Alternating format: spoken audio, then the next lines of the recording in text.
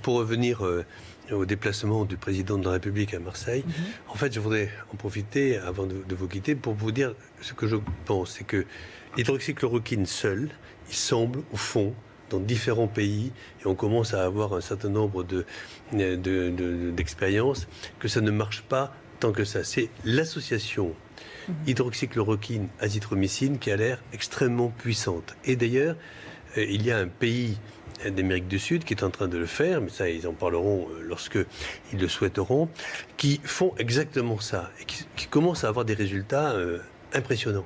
Donc il faut bien comprendre que les essais cliniques, parce qu'on parle toujours de l'hydroxychloroquine, mais l'hydroxychloroquine associée à cet antibiotique qui est très connu, puisque un Américain sur 8 prend de l'azithromycine, c'est un antibiotique à visée d'infection respiratoire.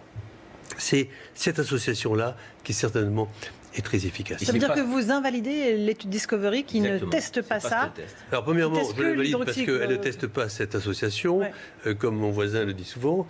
Et deuxièmement, parce que elle est donnée dans des cas où, par définition, ça ne fonctionne plus. Donc ça, c'est sûr que Discovery, déjà, sur l'hydroxychloroquine, vous pouvez déjà dire que c'est négatif. C'est une dernière question concernant ce traitement qui est déjà autorisé en milieu hospitalier. Est-ce que vous avez une idée du nombre de patients qui sont aujourd'hui traités par cette association de l'hydroxychloroquine et de l'azithromycine ou pas? Non, c'est essentiellement donné à la PHM, c'est-à-dire l'assistance publique des hôpitaux de Marseille, qui le font et qui ont suivi M. Raoult. Mais sinon... aujourd'hui, le décret dont je vous parlais, c'est la raison pour laquelle j'ai fini par faire cette pétition, ne réserve pour les médecins hospitaliers ce médicament que aux patients sévères avec oxygénorésistance, avec deux pneumopathies et avec des insuffisances respiratoires. Donc là où ça ne marche pas. Donc eux, les hospitaliers, s'ils le font, peuvent le faire, mais enfin, c'est quand même ça aussi, un peu en dehors. Que nos concitoyens se posent, Monsieur le Ministre.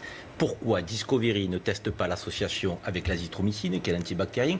Pourquoi nous prescrivons dans l'arrêté, dans le décret, donc une prescription autorisée en fin de parcours? Enfin, deux éléments qui vont à l'encontre du protocole. Pourquoi? Vous qui connaissez la machine, pourquoi? Raoult fournit une réponse en fait ce matin dans une tribune, et j'étais ravi qu'il le fasse parce que ça fait 3 semaines que personnellement j'ai du mal avec le style de communication du professeur Raoult, qui se drape toujours dans sa réputation internationale et ses nombreuses publications, ce qui est vrai, mais enfin, je veux dire, dans l'état actuel des choses, quand on s'adresse à tous les Français, ça suffisait pas. Et là, ce matin, il s'explique et il dit 2 choses qui sont très intéressantes.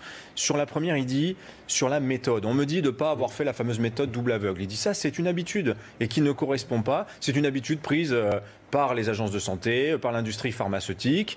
Mais dans le cas présent, quand on veut tester sur un virus l'efficacité d'un médicament, ça ne répond pas à l'urgence. L'urgence, c'est quoi quand on a un virus sur lequel on n'a pas de traitement? Avant d'essayer d'inventer quelque chose qui va nous prendre 2 ans, regardons ce qu'on a déjà dans la pharmacie et voyons s'il n'y a pas des choses anciennes qui marchent. C'est ce qu'il dit et ça paraît être du bon sens. C'est ce qu'ont fait les Chinois, c'est ce qui lui a donné d'ailleurs l'idée. L'azithromycine, c'est sa touche personnelle finalement. Il n'a rien inventé, le professeur Raoult. Il a fait qu'améliorer quelque chose qui avait déjà été testé et qui partait vraiment du bon sens. Je pense que déjà c'est très important qu'il ait expliqué ça. Ensuite sur Discovery, effectivement, est-ce qu'il y a eu une part d'arrogance des autorités médicales à dire on écarte ce que propose le professeur Raoult? Moi, je ne suis pas capé pour répondre à cette question-là. Je pense qu'on est nombreux à se poser la question, à se dire que c'est une possibilité. Et il faut voir aussi que Discovery, ils ont beaucoup de mal aujourd'hui à recruter des patients qui sont prêts à tester. Pourquoi? Parce que dans Discovery, on suit la méthode protocolaire qui implique que certains ont un placebo et d'autres ont le médicament. Et comment voulez-vous faire admettre à des gens qui sont malades que peut-être ils vont avoir un placebo?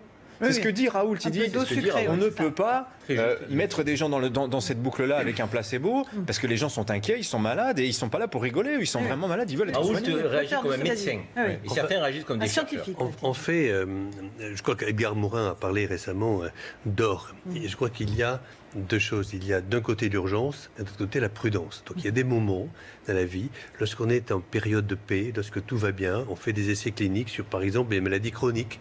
Alors c'est le cancer, qui est le nouveau médicament contre le cancer, contre l'asthme, contre les maladies cardiovasculaires. Vous avez le temps, moi j'en ai fait des essais cliniques comme ça, 1 an, 2 ans, phase 1, phase 2, phase 3, phase 4, randomisé, en double aveugle. On l'a fait, et c'est formidable, et c'est merveilleux. Et d'ailleurs maintenant on le fait pour le sida, et parce qu'on n'est pas dans l'urgence, d'accord? Donc là on peut être prudent. Mais quand on est dans l'urgence, hier ils ont reçu 482 personnes en réanimation. Vous vous rendez compte ce que c'est, 482 personnes en réanimation dans une journée? On n'a jamais vu ça. Donc là, c'est pas là, on n'est pas là pour rire, là. On est là pour traiter et pour soigner. Et donc, je comprends qu'il faut, quand on sait qu'il y a quelque chose qui fonctionne, et c'est pour ça que les gens, au fond, y croient. Ils disent, bon, on sait que c'est pas dangereux, on va le tester, et ça diminue la charge virale. Et c'est la raison pour laquelle on a fait cette pétition. D'autant quand vous parlez de prudence, Didier Raoult dit qu'il n'y a pas de risque, on maîtrise les effets secondaires, si on maîtrise la posologie, si on a les tests effectivement de prévention, donc je veux dire, il n'y a pas de risque à prendre ce protocole.